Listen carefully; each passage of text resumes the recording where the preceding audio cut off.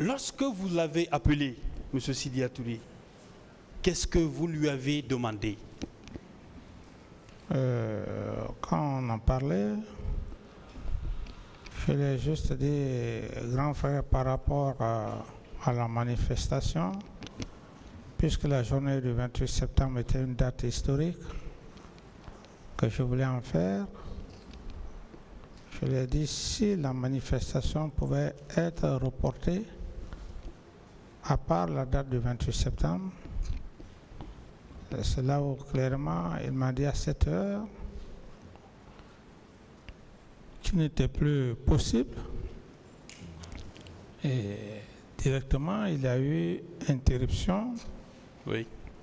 Donc je n'ai plus cherché à le rappeler. Très bien. Sur ce point précis, la défense de Toumba a lu une déclaration de M. Sidya Touré, qui, je rappelle, il est partie civile dans ce dossier. Il est partie civile dans ce dossier. Que M. Sidya Touré aurait dit que vous l'aurez menacé de l'arrêter et de l'emprisonner. Est-ce que de telles conversations a eu lieu entre vous et M. Sidya Touré? Maître, vous savez ce qui est un peu décevant, c'est lorsque un fait ne se passe pas de la sorte et que par des occasions qu'on essaye de donner autre idée. Bon, je comprends bien, maître, parce que je comprends et c'est tout à fait normal. À l'époque, ils étaient tous dans cette logique. Et si les avocats de Toumba ont pris ça à travers des affirmations, ce que je sais, en âme et conscience, c'est pas ce qui s'est passé. Très bien, très bien. Et je voulais juste le préciser parce que voici, ce sont les avocats de Toumba. Il est partie civile dans ce dossier-là. D'accord. Alors, puisque lui, il est parti au procès, Monsieur le Président, il y avait quelqu'un qui était présent. Vous ne le saviez même pas, vous ne vous rappeliez pas de ça, parce que c'est son téléphone que vous avez utilisé.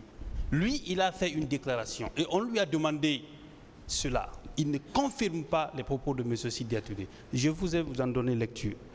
Le procès verbal d'audition, de déposition de témoins de M. Thibou Camara en date du 10 août 2017 à 10h02. Il dit ceci, pages 2 et 3. Personnellement, étant pour le respect des libertés démocratiques, j'ai essayé de convaincre le président du CNDD pour qu'il autorise la manifestation, surtout que les manifestations des mouvements de soutien l'étaient sur le terrain. Je suis parvenu à le convaincre sur ce principe, mais il a demandé de décaler la date et surtout de délocaliser le lieu de la manifestation. Il a cité par exemple le stade de Nongo. C'est en ce moment qu'il a pris son téléphone pour joindre tous les organisateurs pour leur faire part de ses propositions par rapport à la manifestation. Il dit les propositions. C'est ainsi qu'il est parvenu à joindre Sidya Touré avec qui il a échangé.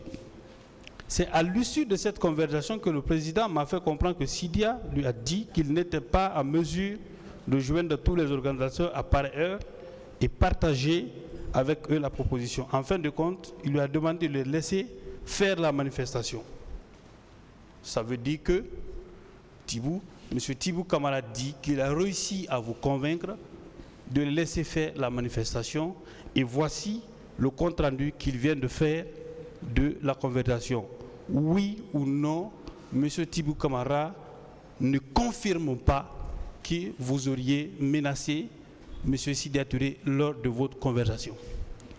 Oui, mais il ne le fait pas. Ça prouve à suffisance ce que j'ai dit. Sinon, connaissant M. Thibault,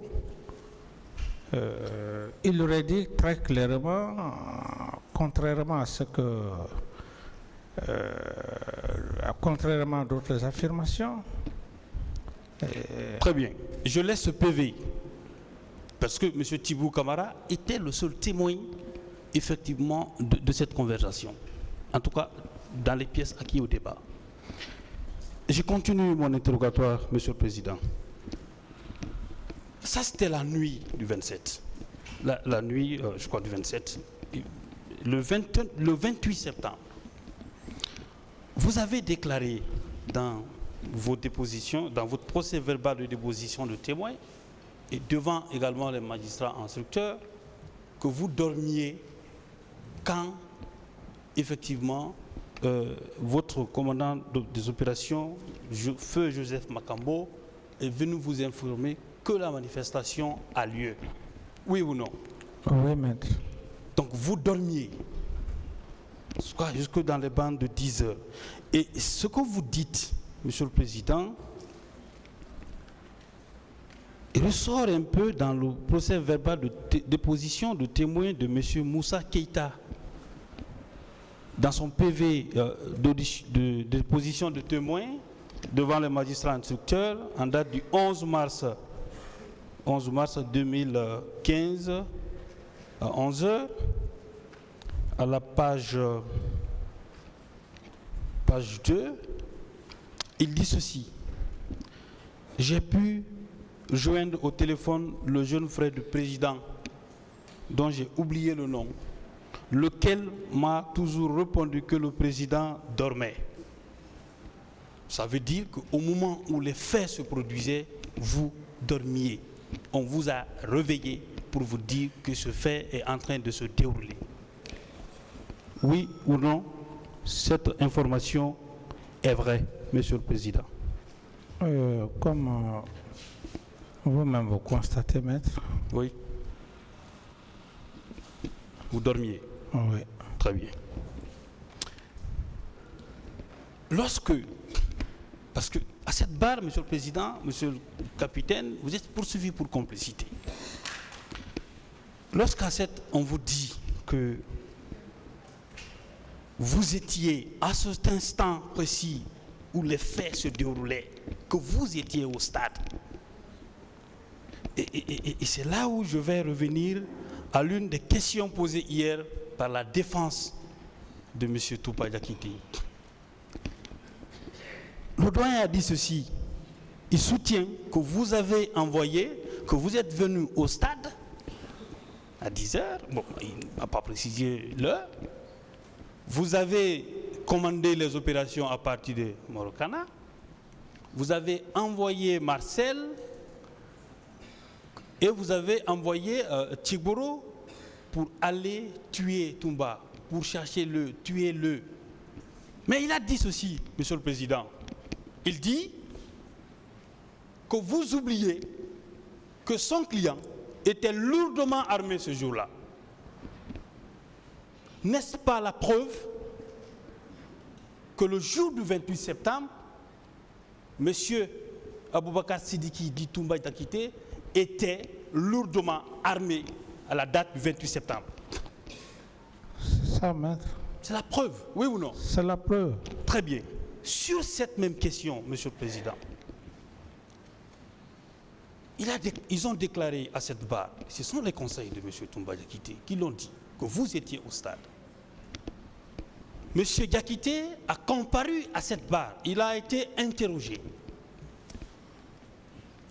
Ici, par tous les acteurs du procès, il a été interrogé par les magistrats instructeurs, il a été interrogé à Dakar, sous commission rogatoire. Il a toujours dit que vous n'étiez pas au stade. Celui qui est défendu, parce que dans le procès pénal, nous on assiste, on ne vous représente pas. Celui qui est défendu vous dit à tout le monde que vous n'étiez pas au stade.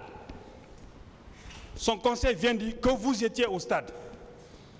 Est-ce que un tribunal criminel parce que vous êtes poursuivi pour des faits graves, doit prendre au sérieux de tels amalgames, de quelle contradiction entre une défense et son client. Oui, c'est pour vous. Je l'ai dit, maître, je dis si. Je défie quiconque, que ce soit de la partie civile ou de la défense, et ce que vous venez de dire, même nous les accusés, ceux-là qui pensent qu'ils ont une intelligence par rapport à cette cour, je m'en moque. Je m'en moque. Et je dis clairement que cette contradiction en matière de droit pénal devant un tribunal criminel, il y a le parquet qui est là, des spécialistes. D'accord. Ils vont, je remets ça à leur sagesse, maître. Rassurez-vous, vous avez un tribunal très sérieux. Capitaine, est-ce que